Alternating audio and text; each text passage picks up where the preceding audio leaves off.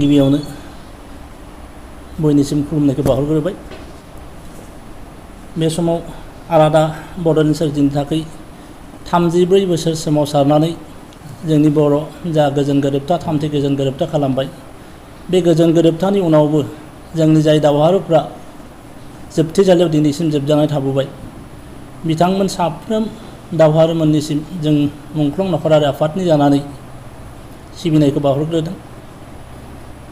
दिनै नोंथांमोननि मिडियानि गेजेरजों जों जोंनि बर'नि गेदेमा दैदेनगिरि बिथांमोनखौ खावलायनो थाखाय नोंथांमोनखौ लिंहरनाय लेखा नोंथांमोना बेयाव जोंखौ हेफाजाब होफैनायनि थाखाय नोंथांमोननिसिम जों साबायखर बावहरबाय।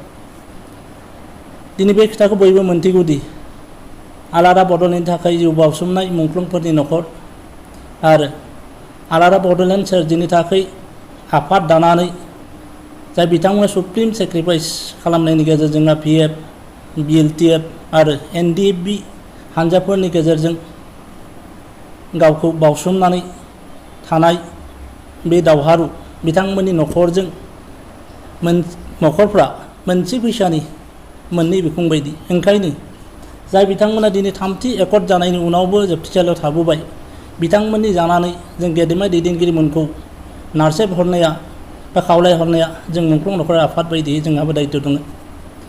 आरो बे बेलायाव जों गिबियावनो जोंनि दिनैनि बिटिआरनि चिफ बिथां प्रमद बर', लोगोसे दिनैनि हाग्रा बिफाननि EM रन्जित बसुमतारी बिथांमोन सानैखौ जों गिबियावनो साबायखर बावदों। मानोना दिनै थामथि बर' गोजोन गोरोबथानि उनाव जाय जोंहा दावहारुफोरा जोबथेसालिसिम थाबोदों, बिथांमोनखौ जोंनि बे उदां अख्रां सिङाव लाबोनो थाखाय बा जोंनि नखरसिम फिदिंना फैनो थाखाय बिथांमोना राजनितिखौ जिबिलाक दावहा बेखौ दोनथ'नानै मोनफ्रोमबो जोंनि राजनिति हानजानि अनगायैबो जायफोर बर'नि दैदेनगिरि बिथांमोनखौ लोगोसे बिथांमोनखौ बर'ना लाबोनो थाखाय खामानि मावनो थाखाय खावलायदों। बिनि थाखाय जों बिथांमोनखौ साबायखर बावनांगोन। लोगोसे जों दिनै मुंख्लं नखरारि आफादाबो जोंनि मोनफ्रोमबो बर'नि हानजाफोरनि गेदेमा दैदेनगिरि बिथांमोनखौ जों खुलुमनायजों खावलायहरो जे नोंथांमोनाबो गावबा गावनि जा राजनितिनि दावहा बेखौ दोनथ'लायनानै दिनै बर'नि अलखद समाव जोंनि जाय बिथांमोना दिनै जोबथेसालियाव जोबना जानाय दङ, जाय बिथांमोना जोंहा गोथां मुंख्लं जानो थांगासिनो दङ, बिथांमोनखौ जेन फिन एकर्डनि उनाव जों लाबोफिननानै जोंनि न'आव फैनांगौ, उदां अख्रां सिङाव लाबोनांगौ, बेखौनो जों गेदेमा दैदेनगिरिमोननिसिम जों खावलायहरदों। बेजों लोगोसेनो जों BTCनि जा डिपुटि चिफ बिथांखौ मोनसे खोथाखौ जों खावलायगोन।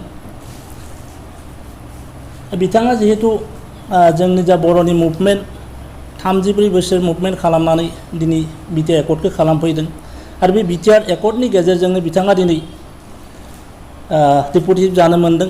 बिथाङा मोनसे सरकारनि गादियाव जिरायनो मोन्दों आरो बे लेखायै बिथाङा जेरै हारि जौगानो जिबायदि बिथाङा सानदोंमोन, मुभमेन्टखौ खालामबोदोंमोन, बेबायदिनो हारि जौगाहोनायजों लोगोसे बर'नि गोजोन थासारिखौ लाखिनायजों लोगोसे जाफोर बिथाङा सानदों बेखौ मावफुंनायनि बिथाङा सुबिदा मोन्दों।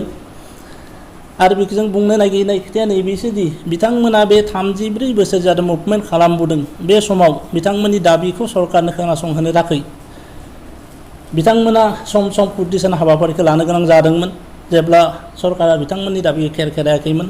दिनै थिग बेबायदिनो बिथांमोना जितु सरकाराव दं, दा जोंनि खायफोर एस'सियेसनफोरा खायफोर नखरफ्रा जाय मोनथायनो बन्सित जाना थागोन, बिथांमोनाबो सम सम हयथ' कुर्दिसाना हाबाफारिनि गेजेरजों गावनि साननाय हनायखौ फोरमायनो बा सरकारखौ खोनासंहोनो थाखाय सेस्था खालामो। बेबायदिहै हयथ' खायफोर बन्द'खौ फोसावनो गोनांबो जादों।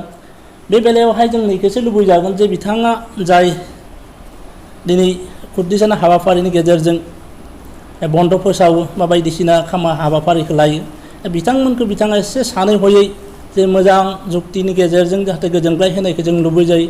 नाथाय जों बिथांनि खायफोर कमेन्टखौ ओरैबायदि मोनो जे जोंनाय अराव हाथरजों खुबैनानै खोमोरनो नाजानानै जा अरखौ बेरदेरहोनाय बायदिसो जों बुंनाय बायदिमोन। ओंखायनो जों खावलायगोन बिथाङा जे मुभमेन्ट खालामबोनानै गावनो मोनबोखानाय दिनै सोरबा कुर्दिसानायाव बिथाङा मोजां रोखोमै बुंजानायखौ बा बिथांमोननि जाय कुर्दिसादों बिथांमोननि गोजोनग्लायनाय बायदियै बिथांमोना जिउआव सेटिसफाइ जागोन, बेबायदि खोथाखौ जों बुंजानो लुबैयो। दा बेयावहाय जों जाय गेदेमा जोंनि बर'नि दैदेनगिरि बिथांमोनखौ मोनसे खोथाखौ जों खावलायनो नागिरो जोंनिफ्राय, जों जि खोथाखौ सानदों जों माबायदिहाय बिथां जायफोरा दिनै जोबथेसालियाव थाबोनांदों बिथांखौ माबायदि जों दिहुनजानायखौ लुबैजायो बेखौ जों एसे शेयार खालामनो नागिरदों। नाथाय बेयाव जों गोरोन्थि जालांनो हागौ, मानोना जों बे आयेननि बिखयै जों एसेबां गियाथ' नङा। जों सानो जायफोरखौ दिनै जाबज्जिबन कारादन्ड होबाय, दा बिथांमोनखौ जों आयेननि गेजेरजों बा कर्टनि जोहै बिथांमोनखौ दिहुननो एसे गोब्राब जागोन बायदि जों मोनो।